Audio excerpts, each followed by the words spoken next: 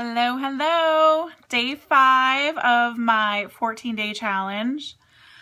We get to do something really fun today. We get to pick something to teach about that we know absolutely nothing about. So I was racking my brain trying to think, like, what do I want to teach about? I want it to be something I've always wanted to learn about. So I started to brainstorm and brain dump, and I came up with, I've never taken a cruise before in my entire life. I don't know how to do that, let alone a cruise around the world. So I'm Heidi Inman, coming to you live from Atlanta, Georgia. Thanks for hopping on with me. Thank you so much for supporting me in my 14-day challenge. Drop me a comment if you have ever taken a cruise before.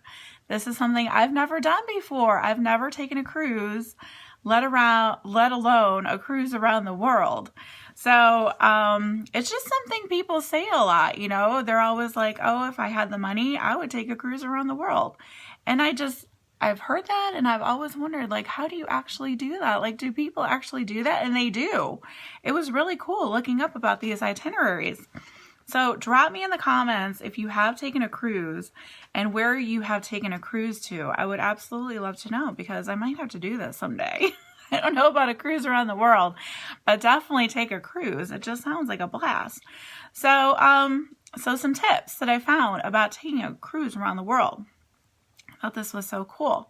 Definitely need to plan carefully. You kind of want to have an idea where you want to go, right? There's some that cruise around specific continents, some that go across several continents. There's some that even go to Antarctica. So I thought that was really cool. I was wondered, hey Raina, how would you get to Antarctica? I guess, you know, like legitimately, like how would you travel there and have the full Antarctica experience? And I was like, oh, a cruise is one way to do it. I don't think I would spend much time there because it's really, really cold, but I just think that would be so cool. So you definitely want to visit cruise websites to get an idea of what kind of atmosphere or lifestyle, depending on which ship you want to go with, because depending on the cruise line, it is more upscale or more relaxed. So there's definitely some nice cruise ships out there. I was very impressed. Very impressed. Relatively short cruise lasts 106 days. So that's a short world cruise. So you definitely want to set a budget. So the question becomes, okay, so how much is a world cruise? I found some prices from 2010, and I found the most recent was from August 2018, and it talked about how the range goes from $18,000 to $59,000 per person for a world cruise. So definitely something that you would have to save for. Definitely once in a lifetime thing probably for most people, but I just think, wow, how cool to see so many places in a pretty short amount of time. And it would just be an absolute trip of a lifetime, right? So you definitely want to make sure you look into gratuities, because it talked about how gratuities can average $10 to $15 per day. Alcoholic beverages and soda are not included in the price on most lines. Personal items such as ship photos, souvenirs are not included, as well as like laundry service. So you definitely are gonna need your clothes washed, right? Being gone over 3 months. So definitely need to budget for that. So thank you so much for hopping on. Those of you that are hopping on, I'm teaching about something that I know absolutely nothing about, but I was really curious to know about. It's about taking a cruise around the world. So if you have taken a cruise, drop cruise into the comments and let me know where you have taken a cruise to. I would love to know. There's a really cool online cruising community called Cruise Critic, and it's people that can actually post their itineraries and just their experiences with different cruise lines.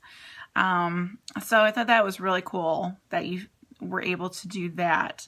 You definitely want to pack for a range of weather conditions, right? Because if you're going to different continents, like there are some that started out in Europe, then they go to like Africa, like Egypt, and then they go over to Asia. It was so cool. to see like the different places you can go. So the weather is definitely going to vary. So, excuse me, you're going to want to choose lightweight items, right, as opposed to like bulky items.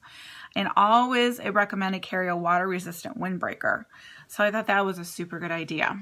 And then you're going to want to be able to communicate with your family members and friends back home, being gone, especially that long of a period of time, right? So an idea was to carry an international cell phone. So you can get those and you can add an international call plan.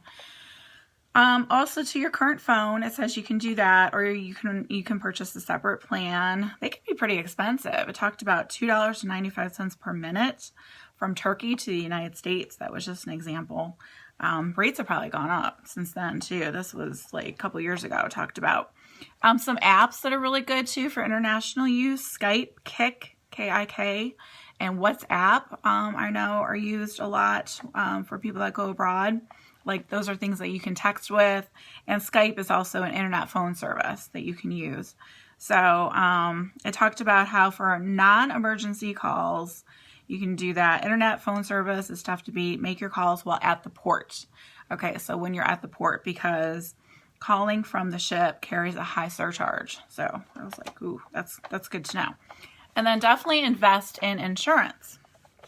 So, because anything can happen, heaven forbid, while you're away for that long of a period of time, right? So I'm one of those people that just absolutely hates to get travel insurance. Let me know if you're one of those people too. Let me know if you get travel insurance or you opt out, because I think I've only ever bought it one time. I don't know. I don't know. But for something like this, I think I definitely would get trip insurance. So you can get it through the cruise line, or you can get it from different websites that offer it. So that was really, really cool. I had absolutely I'm definitely not an expert when it comes to cruises by any shape or form. But I would love to take a cruise one day. So, and especially a cruise around the world. I just think that would just be an amazing way to see so many places in such a short amount of time. And then an extra tip was to set your watch to the ship's time, right? So if you get off and you go on an excursion by yourself, because there's some you can take, you can go on an excursion by yourself. You want to make sure you get back to the boat in time, right? And you want to plan to be back on board at least 30 minutes before the ship is scheduled to sail. So that was a really helpful tip also, to set your watch to ship's time. Okay, that's like a whole bunch of S's there. So, by the way, having absolutely nothing to do with cruises, I was so excited when I put on my jeans that I'm wearing today, and they were loose because last month they were tight and now they're loose. So I'm super excited. So if you would like my meal plan that I've been using, absolutely free meal plan, drop it in the comments, send me a private message. I would love to get that out to you. Share what I've been doing that's helped me be more successful when it comes to weight loss. Slow and steady wins the race, right? A lot of us want to lose weight super, super quickly, but that's not ideal a lot of times to keeping the weight off. So drop me a message, send me a message. I would love to share that with you. So happy Monday, everybody. Thank you so much for watching. Have a wonderful evening. Bye.